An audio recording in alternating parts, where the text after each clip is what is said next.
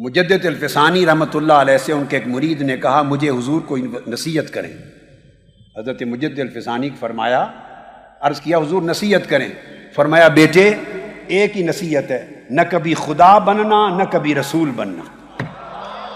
انہوں نے کہا کہ خدا رسول تو کوئی بھی نہیں بنتا، یہ کون سوچ سکتا ہے خدا بننے کا یا رسول بننے کا؟ فرمایا بیٹے نہ سمجھو تو یہی جواب ہوگا، گہرائی میں جاؤ تو بڑے بڑے لوگ خدا بھی بننا چاہتے ہیں، رسول بھی بننا چاہتے ہیں۔ پوچھا کیا مطلب؟ آپ نے فرمایا میرے بیٹے یہ شان صرف خدا کی ہے کہ جو چاہتا ہے وہی ہوتا ہے۔ یہ شان صرف خدا کی ہے کہ جو چاہے وہی ہو، فعال لما یرید، جو چاہے وہی ہو۔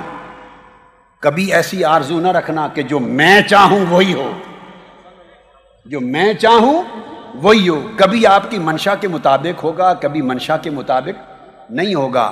آپ کی مرضی کے مطابق ہو جائے تو شکر کر دینا، آپ کی مرضی کے خلاف ہو جائے تو صبر کر لینا۔ یہ نہ آرزو کرنا کہ جو میں چاہوں وہی ہو، یہ شان صرف اللہ کی ہے۔ اور اگر یہ سوچیں گے تو اس کا مطلب ہے خود کو خدا بنانا چاہتے ہیں، معاذ اللہ۔ اس نے پوچھا تو رسول کیسے بنانے کی بات ہوئی؟ فرمایا یہ شان صرف رسول کی ہے، جو ان سے اختلاف کرے وہ کافر ہے،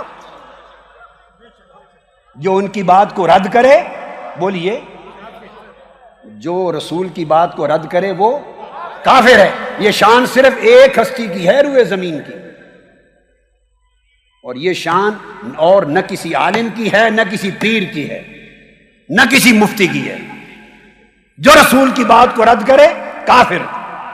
اور اگر تم یہ کہو کہ جو تمہاری بات نہ مانے وہ کافر ہے، اس کا مطلب ہے تم خود کو رسول کے منصب پہ بٹھانا چاہتے ہو۔ لہذا اللہ کا منصب اللہ کے لیے رہنے دیں ہم لوگ، اور رسول کا منصب ہمیں چاہیے کہ رسول ہی کے لیے رہنے دیں۔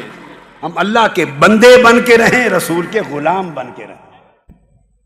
مسائل پر رہ گئے اختلاف، مین آؤٹ لائن عقیدے کی بنیادی اساسی دائرے کے اندر رہتے ہوئے صحابہ کرام کے بھی آپس میں علمی اختلاف ہوتے تھے۔ انہوں نے تو ایک دوسرے کو کافر کبھی نہیں بنایا۔ لو میں ایک ہی مثال دیتا ہوں، ام المومنین حضرت عائشہ صدیقہ سمیت ان کا اور عبداللہ ابن عباس اور صحابہ کا اس مسئلے پر بھی اختلاف تھا کہ حضور علیہ السلام نے آنکھوں سے اللہ کو دیکھا ہے یا نہیں دیکھا۔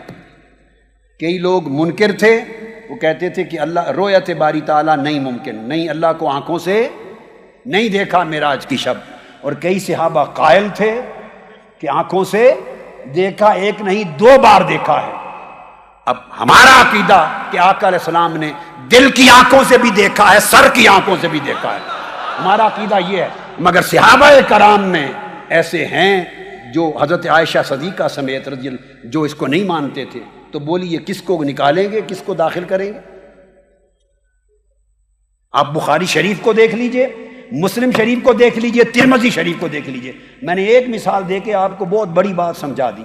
اتنے بڑے مسئلے تک اختلاف ہوتا تھا کہ رؤیت باری تعالیٰ ہوئی یا بولیے نہ ہوئی، وہ بھی صحابی اور وہ بھی صحابی۔ یہ آقا علیہ السلام نے کلچر دیا تھا، آقا علیہ السلام نے کلچر دیا تھا۔ بہت سے صحابہ میں پھر اختلاف تھے، ان کی روایات اسی وجہ سے تو الگ مذاہب بنے۔ بھئی موزوں پر مسح ہر کوئی مانتا تھا، بعض صحابہ جرابوں پر مسح کرتے تھے، بعض نہیں کرتے تھے، تو کسی نے سنیت سے خارج کر دیا۔ پھر مذاہب میں اس پر قول بنے۔ نماز حضر میں، بیماری میں، بارش ہو تو جمع کرنی ہے ظہر عصر کی اور مغرب عشاء کی یا نہیں کرنی؟ کئی صحابہ مانتے تھے جمع کرنے کو، کئی نہیں مانتے تھے۔ اس پر مذاہب بنے، تو بولیے نکال دیا انہوں نے کسی نے اہل سنت سے یا صحابہ سے؟ امام اعظم کا ایک مذہب بنا، خود امام اعظم کے اپنے شاگرد کئی مسائل میں امام ابو یوسف اور امام محمد بن حسن شیبانی امام اعظم سے اختلاف کرتے، تو نکال دیں گے حنفیت سے۔ کئی مسائل پہ اتفاق، کئیوں پر اختلاف۔